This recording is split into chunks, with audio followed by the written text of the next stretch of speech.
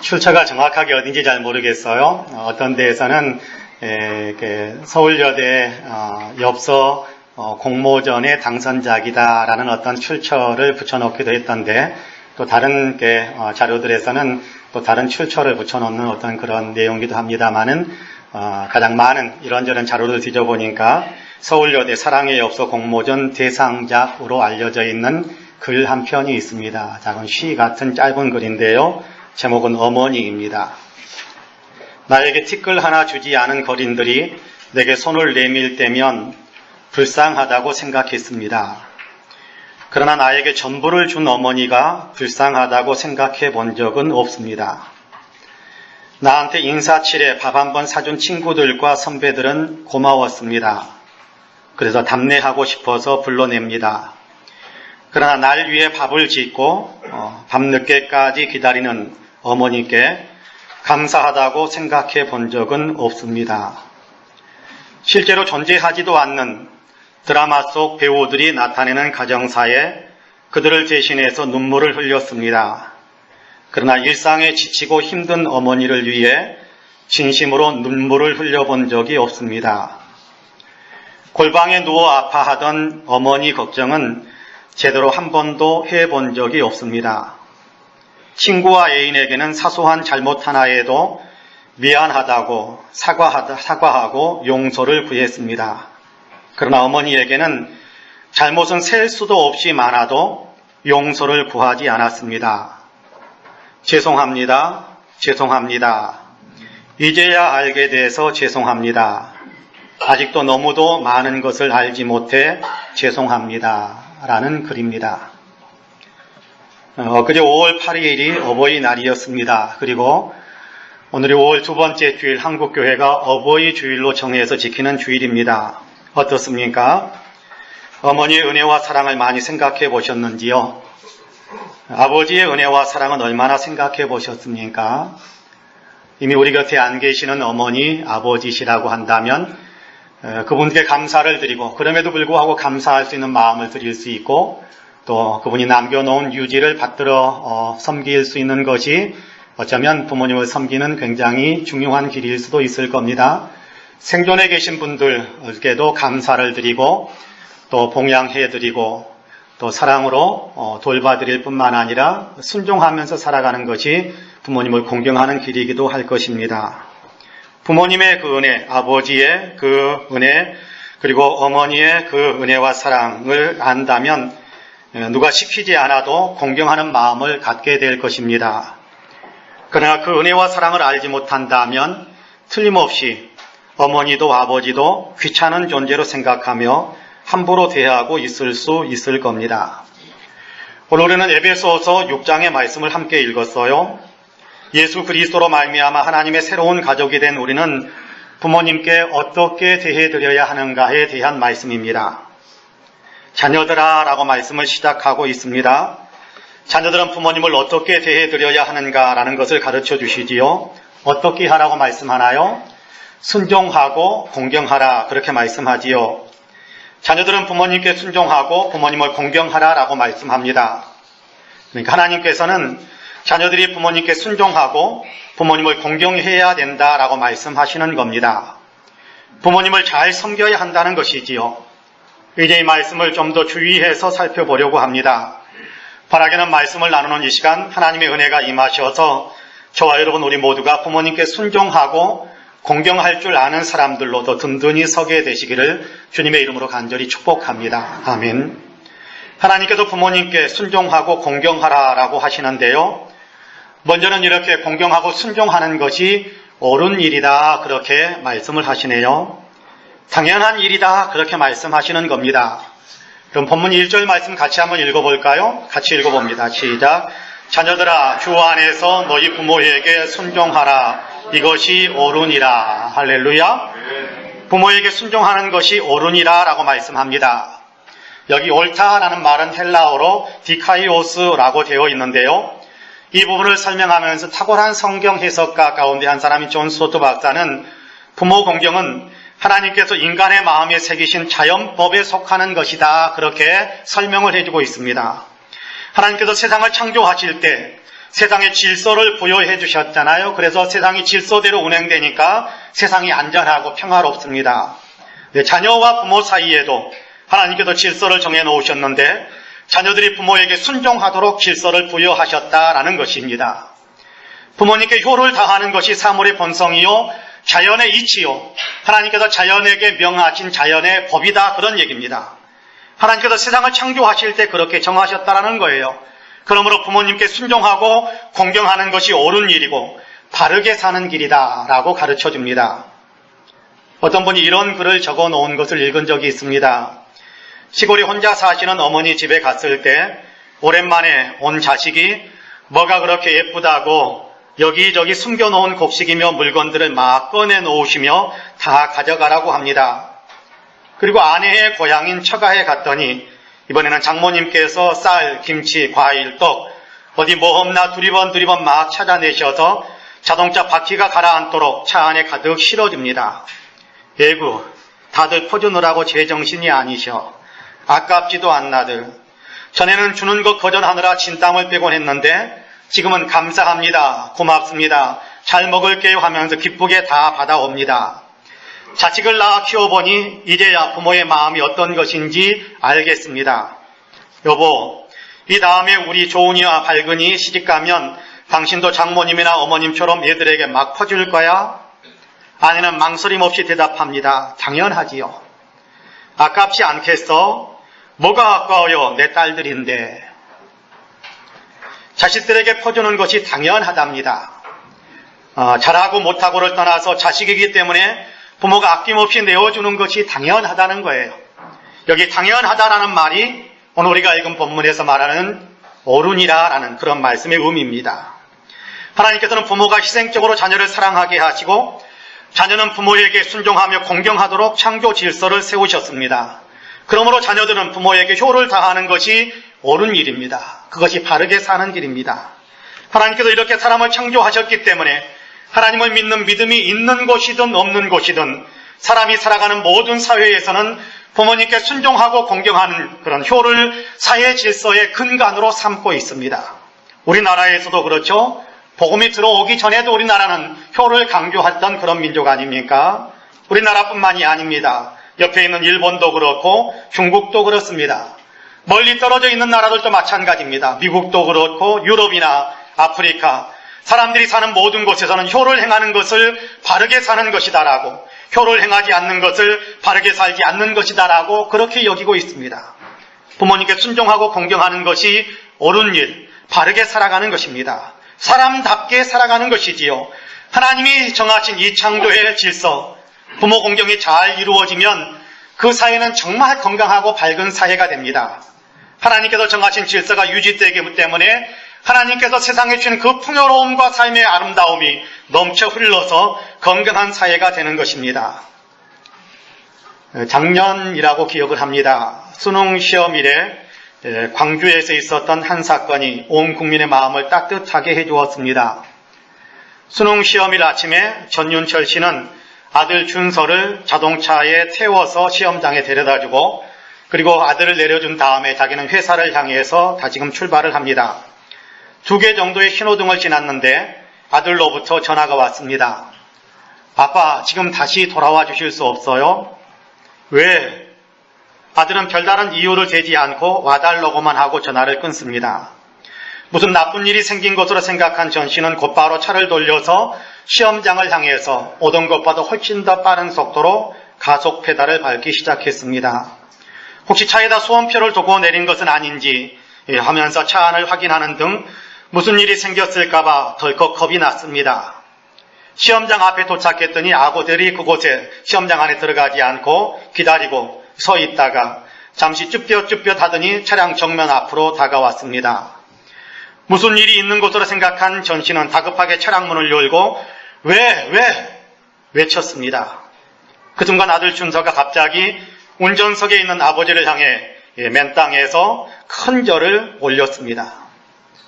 수능 시험을 보러 간 아들이 아버지께 그동안 이렇게 잘 돌봐주셔서 감사합니다라는 감사의 마음을 표현하고 싶었던가 봅니다. 아마도 아버지의 마음이 큰 감동이 이루었으리라고 생각합니다. 어쩌면 울컥해서 뺨에 눈물이 흘러내렸을지도 모르겠습니다.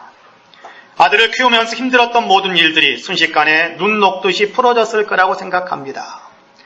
이 사연을 텔레비전을 통해서 접하면서, 뉴스를 통해 접하면서 제 마음도 굉장히 따뜻해지는 것을 느꼈습니다.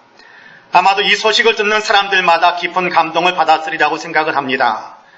헌신적으로 자식들을 사랑하시는 부모님처럼 자식이기 때문에 부모님을 지극정성으로 봉양하도록 하나님께서 정하셨습니다. 하나님께서 자녀들은 부모님께 순종하고 부모님을 공경하도록 그렇게 정하셨습니다. 그렇게 살아가는 것이 옳은 이치입니다. 자녀들은 부모님께 순종하고 공경하는 것, 그것이 옳은 일입니다. 그러므로 바라기는 저와 여러분 우리 모두는 부모님을 공경하는 것을 내가 행해야 할 마땅한 일로 알고 그렇게 부모님을 봉양하며 살아가시기를 주님의 이름으로 간절히 축복합니다. 아멘. 둘째로 부모님을 공경하는 것은 하나님께서 정하신 율법의 명령이다라고 말씀합니다. 부모를 공경하는 것은 자연의 이치에 새겨진 자연법일 뿐만 아니라 하나님께서 돌판에 새기신, 그래서 모세에게 들려준 계시된 율법의 내용이기도 하다, 그런 얘기입니다. 본문 2절과 3절 말씀을 같이 한번 읽어볼까요? 2절과 3절 같이 읽어봅니다. 내 아버지와 어머니를 공경하라. 이것은 약속이 있는 첫 계명이니 이로써 내가 잘되고 땅에서 장수하리라. 할렐루야. 내 아버지와 어머니를 공경하라는 것은 하나님의 계명이다, 그렇게 말씀하고 있는 겁니다. 부모 공경의 명령은 하나님께서 주신 십계명 가운데 포함되어 있지요. 십계명 우리가 잘 알고 있지 않습니까? 10개의 계명이다, 그런 얘기지요. 첫째는 너는 나 외에 다른 신들을 내게 두지 말라. 둘째는 너를 위하여 새긴 우상을 만들지 말라. 셋째는 내 하나님 여호와의 이름을 망령되이 일컫지 말라. 넷째는 안식일을 기억하여 거룩하게 지키라. 다섯째는 내 부모를 공경하라. 여섯째는 살인하지 말라. 일곱째는 간음하지 말라. 여덟째는 도둑질하지 말라. 아홉째는 내 이웃에 대하여 거짓 증언하지 말라. 10번째는 내 이웃의 집을 탐내지 말라입니다. 이 가운데 5번째 계명이 내 부모를 공경하라입니다. 우리는 흔히 이 10계명을 둘로 나누어서 앞부분, 즉 첫 번째부터 네 번째까지의 계명은 하나님을 섬기는 길에 대한 명령이고, 뒷부분, 다시 말해 5번째 계명부터 10번째 계명까지는 사람을 사랑하는 길에 대한 계명이라고 생각하곤 합니다. 그러면 사람을 사랑하는 길에 대한 계명, 인간관계에서 이루어져야 될 계명의 첫 번째가 되는 5번째 계명이 내 부모를 공경하라라는 것이기 때문에 이 말씀이 그만큼 중요한 것이다라고 이야기하고 또 그렇게 이해하곤 합니다. 그런데 유대인들의 경우에는 조금 다르게 생각하는 경향도 있습니다. 유대인들은 십계명은 2개의 돌판에 기록되어 있다라고 그렇게 성경에 가르쳐준 내용을 그대로 받아들이고 있습니다. 각 돌판에는 5개씩의 계명이 기록되어 있다고 생각합니다. 그래서 첫 번째 돌판에 첫 번째 계명부터 5번째 계명까지, 그리고 두 번째 돌판에 6번째 계명부터 10번째 계명까지 기록되어 있다고 생각하는데요. 그러므로 5번째 계명이 첫 번째 돌판에 함께 기록되어 있는 것을 그렇게 첫 번째 돌판에 함께 기록되어 있다라고 생각하는 것입니다.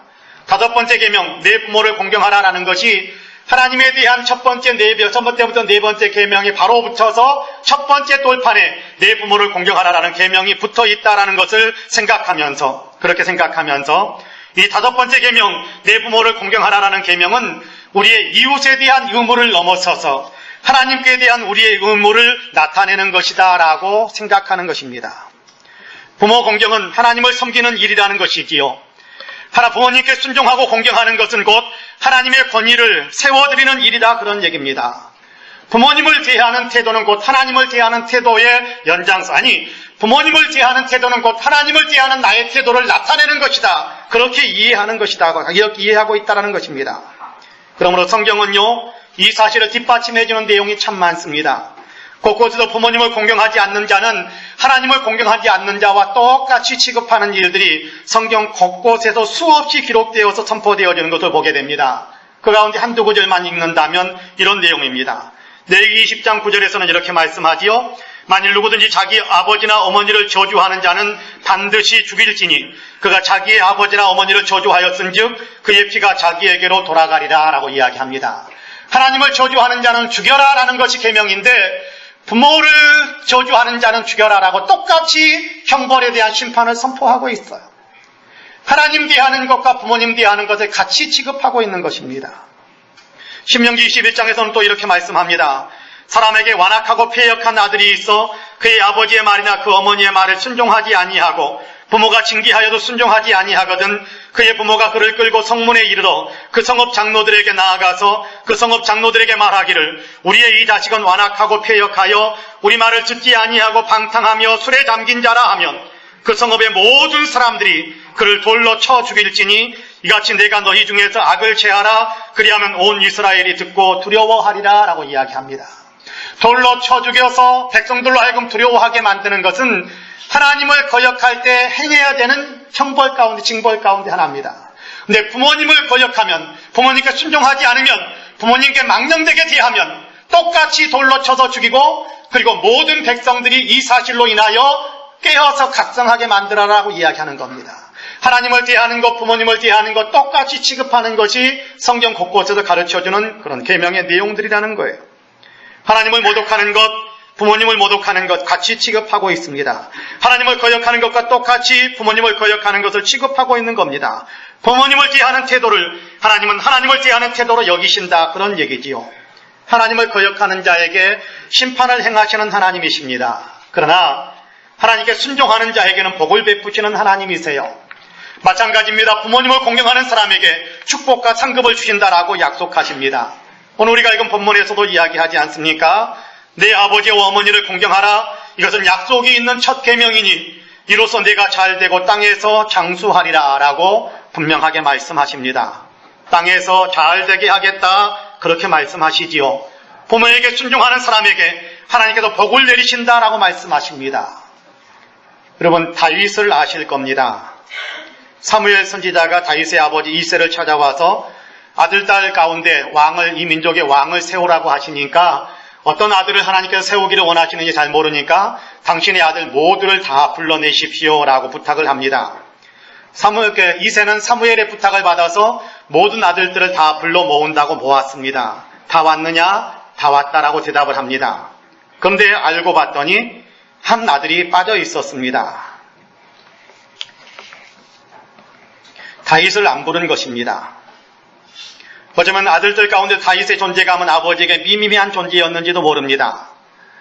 아버지는 다윗을 그렇게 소중하게 여기지 않았는지도 몰라요. 특별하게 배려를 해주거나 이런 일이 없었던지도 몰라요. 아니 어쩌면 다윗은 이새에게 있어서 없는 셈 치는 아들이었을지도 모르겠습니다. 아들들을 부르라고 했는데 제외시키는 것을 보니까 아마도 그럴 수 있었겠다라고 생각을 합니다. 다윗 역시도 이 사실을 느꼈겠지요. 여러분 젖먹이도요 잘 대해주면 반가운 반응을 하는데 젖먹이도 여러분께 함부로 대하면 그 사람이 오면 그 목소리만 듣고도 울면서 거부 반응을 나타내지 않습니까? 여러분 양을 칠 정도의 소년 또 청소년기에 들어섰다면 아버지가 자기를 대하는 태도를 보면서 잘 대해준다 잘못 대해준다 왜 모르겠습니까? 다윗도 아마 알았을 것 같아요. 그럼에도 다윗은 아버지께 철저하게 순종하는 삶을 살았던 것을 성경은 우리에게 가르쳐줍니다. 한 예를 든다면 형들이 군대에 가 있습니다. 전쟁이 나서 형들이 전쟁터까지 나갔죠. 전쟁하러 나간 겁니다. 아버지 이새는 전쟁터에 나가 있는 아들들이 걱정이 되고 안부가 궁금하기도 했습니다. 그래서 집에 있는 다윗에게 심부름을 보냅니다. 너 전쟁터에 나가라. 여러분 아들을 전쟁터에 내보내고 싶은 사람이 어디에 있겠습니까마는 다윗을 내보냅니다. 왜 그랬는지는 모릅니다. 아마 다윗에 대한 존재감이 거기에서도 나타나는 것이 아닐까 그런 생각을 합니다. 형들 안부를 위해서 동생을 위험한 전쟁터에 놓아보내는 거거든요. 그런데 그냥 보내는 것도 아니고 음식까지 싸서 보냅니다. 음식 싸서 무거운 짐들이 있게 무거운 짐이 되겠죠. 그 음식까지 다 갖다가 형들에게 전해주고 형들이 잘 있는 거 확인하고 와라라고 그렇게 심부름을 보냅니다. 다윗은 어쩌면 왜 나한테만 심부름을 시키느냐라고 투덜거릴 수도 있을 겁니다. 안 간다고 버틸 수도 있을 거예요. 아버지가 사랑하는 내 위에 다른 형들도 있는데 세 형제만 전쟁에 나갔고 8아들 가운데 그러니까 다른 아들이 5이 있고 그 가운데 하나가 다윗이니까 남은 옛 가운데 보낼 수도 있는데 왜 나한테 보내느냐고 항변할 수도 있었을 거예요. 그럼에도 불구하고 다윗은 그렇게 하지 않습니다. 할 수 있었을 텐데도 충분히 그럴 수 있는 조건에 있었음에도 그럼에도 불구하고 그는 아버지께 순종합니다. 무거운 음식을 들고 전쟁터까지 나가서 형들을 만나 전해주고 형들의 완부를 확인합니다. 이렇게 아버지께 순종하는 다윗에게 하나님께서 은혜와 복을 주시는데 골리앗을 물리칠 수 있는 힘도 주시고 이스라엘의 왕이 되게 만들어 주시기도 했습니다. 여러분 한번 가만히 생각해 봅니다. 부모님께 순종하는 그 통로를 통해서 하나님께서는 다윗이 이스라엘의 영웅이 되게 만들어 가셨어요. 여러분 안 간다라고 이야기했다면, 끝까지 안 가고 버텼다고 한다면, 순종하지 않았다고 한다면 골리앗을 만나지도 않았을 것이고 이기는 일도 더더욱 없었을 것이고 이스라엘의 영웅도 될 수 없었을 거예요.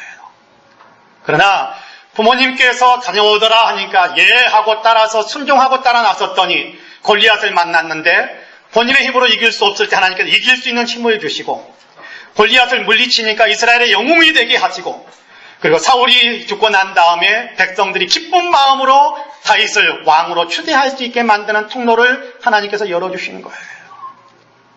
순종했더니, 부모님께 순종했더니 하나님께서 복을 주신 겁니다. 어쩌면 부모님께 순종하라라는 계명은 우리를 복 주시기 위한 하나님의 축복의 통로이다, 그렇게 생각할 수도 있겠습니다. 그렇습니다. 행한도를 갚아주시는 하나님이신데 말씀을 통해 분명히 부모에게 공경하는 사람, 부모님께 순종하는 사람에게 복 주신다고 약속하십니다. 그렇습니다. 그러므로 바라기는 저와 여러분, 우리 모두는 주님께서, 하나님께서 계명으로 우리에게 부모님을 공경하라, 잘 되게 할 것이다 라는 약속까지 덧붙여주셨다는 사실을 기억하면서 부모님을 공경하여 하나님의 큰 복을 받게 되시기를 주님의 이름으로 간절히 축복합니다. 아멘. 마지막으로 부모에게 순종하는 것이 복음 받은 자의 삶이기 때문에 부모님께 순종하라 라고 말씀하시는 겁니다. 본문 1절 말씀을 다시 한번 같이 읽어볼게요. 같이 읽어봅니다. 시작. 자녀들아 주 안에서 너희 부모에게 순종하라, 이것이 옳으니라. 할렐루야. 주 안에서 너희 부모에게 순종하라, 그렇게 말씀합니다. 주 안에서 부모에게 순종하라 라는 말씀은 다양한 각도에서 해석과 적용이 가능한 그런 말씀이기도 합니다. 네, 크게 두 가지만 생각해 본다면 우선은 주님을 믿는 믿음 안에서 부모님에게 순종하라라는 그런 의미로 이해할 수 있습니다. 주님을 믿지 못하게 막는 것 외에 다른 것이라면 범사의 부모님께 순종하라라는 얘기지요. 부모님도 예수 믿게 만들어서 구원받게 만들어라라는 의미가 함께 포함되어져 있습니다. 생명의 길인 예수 그리스도를 믿지 말라는 데에는 순종할 수 없겠지만 그러나 믿음을 빼앗아가는 것 외에 모든 일에 있어서는 부모님께 순종하라라는 의미가 주 안에서 내 부모에게 순종하라라는 말씀입니다. 다른 하나는 주님 안에 있기 때문에, 주 안에서라는 얘기는 주님 안에 있기 때문에, 네가 주 안에 있기 때문에 무슨 얘기입니까? 네가 예수 그리스도를 믿는 사람이기 때문에 더더욱 주님께 순종해야 된다, 그런 얘기입니다. 예수님을 믿지 않는 사람이라도 하나님께서 창조하신 자연법에 따라 마땅히 부모님께 순종해야 하겠지만 예수 믿는 사람은 더더욱 부모님께 순종해야 한다는 것입니다. 예수님을 주님으로 모셨기 때문에 더더욱 부모님께 순종하라라는 얘기입니다. 여러분, 예수님은요, 부모님을 얼마나 잘 섬겼는지 모릅니다. 부모님을 지극히 잘 섬기신 분입니다. 요셉이 세상을 일찍 떠났기에 어머니 마리아를 봉양하기 위해 예수님은 최선을 다해서 일하셨습니다. 목도라는 직업을 가지고 열심히 일을 해서 어머니의 경제적인 뒷받침을 다 감당했던 분이 예수님이세요. 심지어는 십자가에서 모진 고통을 당하며 숨이 끊어져 가는 순간에도 어머니를 위해서 제자 요한에게 네 어머니다, 네 어머니로 모시고 어머니처럼 잘 섬기기를 부탁한다라는 간곡한 부탁을 남기기까지 했습니다. 큰일 하니까 부모님을 못 챙겨드린다라는 말은 거짓입니다. 여러분, 예수님만큼 큰일을 하는 사람이 어디 있습니까? 온 인류를 구원하는 이 위대한 십자가 지는 일을 하시면서도 예수님은 마지막까지 어머니를 챙기셨어요. 이보다 더 큰일을 하는 사람이 어디 있어요? 큰일 하면 어머니를 못 보신다, 큰일 하면 아버지를 못 모신다, 큰일 하니까 집안일에 사소한 일이니까 신경 안 써도 된다, 그런 얘기가 아니라는 거예요. 여러분, 큰일 하더라도 부모님은 섬겨야 됩니다. 형편이 어려워서 부모님을 챙기지 못한다라는 말도 거짓일 것입니다. 형편이 어려워도 얼마든지 부모님께 관심을 갖고 마음의 효성을 얼마든지 드릴 수 있지 않겠습니까? 혹시 부모님께 상처를 받아서, 성장 과정에 상처를 많이 받아서 부모님에게 응어리진 한이 좀 있으니까, 그러니까 부모 공경을 못하겠다라는 분도 혹 계실 수 있을 것입니다. 물론 이해는 합니다. 그러나 주님은 그러므로 주 안에서 부모를 공경하라라고 말씀하시는 것이 아니겠습니까? 주님이 우리 때문에 상처받으시면서도 우리 때문에 십자가에 죽으시면서도 우리를 용서하시고 사랑으로 품어주시지 않았습니까? 주님은 그 사랑, 그 용서, 그 은혜를 받은 우리이기에 우리도 그 사랑, 그 용서, 그 은혜로 사람들을, 특별히 부모님을 품어주면서 공경해야 된다라고 말씀하시는 것입니다. 재미교원포로서 워싱턴주 상원 의원인 신호범 장로님에 관한 이야기입니다. 그는 4살 때에 어머니가 세상을 떠났습니다. 아버지에게까지 버림을 받았습니다. 떠돌아다니며 거지 생활을 하다가 다행히 미군 부대의 하우스보이가 됩니다. 그 후 미군 장교 집에 입양되어 미국으로 갑니다. 그때 나이가 19살입니다. 제가 알기로는 15살인가요? 15살이 넘으면 입양이 안 되는 걸로 알고 있는데 19살이니까 입양이 불가능한데 하나님의 기적적인 은혜로 입양이 되어서 미국으로 들어갔습니다. 공부를 한 적이 없습니다. 그런데 그가 영어로 공부를 시작합니다. 천신만고 끝에 박사가 되고 대학 교수가 됐습니다. 그리고 워싱턴주 상원 의원이 됩니다. 출세한 겁니다. 한국에 방문하는 기회가 여러 번 생기면서 아버지가 생각이 났어요. 아버지를 찾고 싶었습니다. 쉽지 않은 일이었습니다만 모든 길들을 다 동원해서 마침내 아버지를 찾을 수 있었습니다. 아버지께 연락을 드리고 찾아갔더니 판잣집 같은 데서 새엄마와 함께 이복 동생 5명이 가난하게 살고 있었습니다. 그런데 아버지는 술에 취해서 주무시고 계셨습니다. 몇 번을 더 이렇게 찾아갔는데 찾아갈 때마다 아버지는 술에 취해 계십니다. 대화가 안 됩니다. 그래서 한 번은 연락도 하지 않고 급습하듯이 찾아갔습니다. 술에 취해 있는 것은 아닙니다. 맨정신이었지만 아버지는 돌아앉아서 얼굴을 정면으로 대하지도 않고 돌아앉아서 말을 제대로 하지 않습니다. 아버지에 대한 그리움을 이야기하고 아버지에 대한 사랑을 이야기하고 고생하는 아버지를 보니까 뭔가 해드릴 수 있는 것이 없을까라는 생각을 한다라는 이런저런 얘기를 하면서 평소에 궁금하게 가졌던 그의 마음 속에 있었던 응어리진 질문 하나를 조심스럽게 물었습니다. 아버지, 왜 그때 저를 버리셨어요? 그러자 아버지가 더듬거리며 이렇게 대답을 했답니다. 자기 핏줄을 버리는 사람이 어디 있겠느냐? 그때 나는 머슴으로 팔려갔단다. 그렇게 이야기합니다. 머슴으로 팔려갔기에 머슴으로 사가는 사람이 아이들 데리고 오라고 하겠습니까? 칫솔 하나 늘어나는데 아이는 데리고 오지 못하게 만들고 아버지는 살 길이 없으니까 입에 풀출이라도 하기 위해서 머슴으로 팔려가서 그 집에서 주는 음식을 먹으면서 머슴살이를 해야 되는 형편이었기에 자기가 팔려가는 바람에 어쩔 수 없이 아들을 그냥 두고 떠나갔다라는 얘기를 하는 것입니다. 머슴으로 팔려가야 했기에 아들을 돌볼 수가 없었다라는 거예요.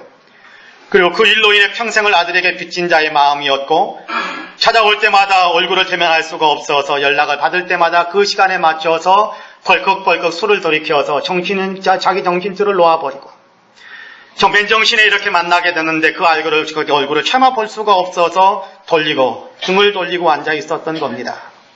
그 사연을 알게 된 순간 신호범 장로님 왈칵 눈물을 쏟았습니다. 가슴에 맺혀 있었던 상처도 치유가 됩니다.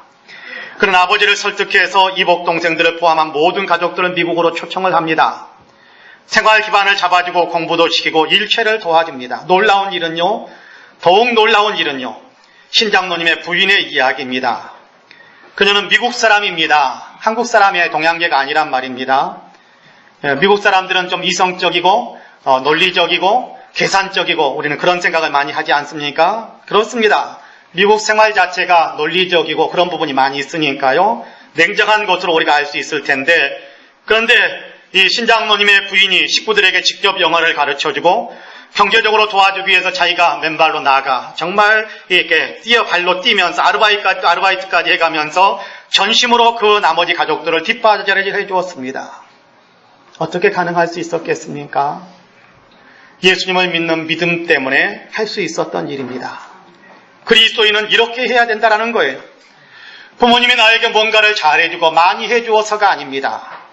부모라는 이유 하나만으로 공경해야 합니다. 주 안에서. 주님을 믿는 사람이기 때문에 우리는 주님을 믿는 사람이기 때문에 당연히 주님이 모범을 보이시고 우리에게 명하신 것처럼 그렇게 부모님을 공경하면서 살아야 된다는 것입니다. 그렇습니다. 주님을 믿는 사람이기 때문에 우리는 더욱더 부모님을 공경해야 합니다. 사랑하는 성도 여러분, 하나님께서는 세상을 창조하실 때 자식들을 부모님을 공경하도록 질서를 세우셨습니다. 그것이 모든 사람들 내면 속에 새겨져 있는 자연의 이치, 자연법입니다. 하나님은 우리의 마음에 인생에 그렇게 새겨주었을 뿐만 아니라 이번에는 돌판에 율법의 명령인 돌판에 십계명을 쓰면서 돌판에다가 그렇게 부모님을 공경할 것에 대한 분명한 계명을 적어놓고 거기에 잘되게 하겠다라는 약속까지 붙여주면서 부모님을 공경하라고 하십니다. 나아가 예수 그리스도를 통해서 우리에게 놀라운 사랑을 베풀어 주시고 예수 그리스도를 통해서 우리를 구원하신 하나님께서는 그리스도 예수 안에서 모범을 보여주신 대로 주님이 행하셨던 것처럼 그렇게 부모님을 공경하고 예수 믿는 사람이기에 말할 수 없는 은혜와 사랑을 받은 사람이기에 마땅히 부모님을 공경하면서 살아야 된다라고 우리에게 명령하고 있습니다. 여러분, 이쪽으로 보아도 저쪽으로 보아도 부모 공경은 우리가 해야 될 일일 뿐입니다. 이유나 핑계, 피할 어떤 그런 길이 없는 거예요. 무시하고 넘어가야 할 내용이 아니더라는 거예요. 모든 면을 다 살펴보아도 자녀들은 당연히 부모님을 공경하며 살도록 주님께서는 우리 모든 길들을 그렇게 명하시고 이끄시고 계십니다. 그러므로 바라기는 저와 여러분 우리 모두는 부모님을 잘 섬겨드림으로 하나님을 경외하는 사람이 되고 예수 그리스도의 제자된 삶을 살아갈 수 있게 되기를 주님의 이름으로 간절히 축복합니다. 아멘. 기도하겠습니다.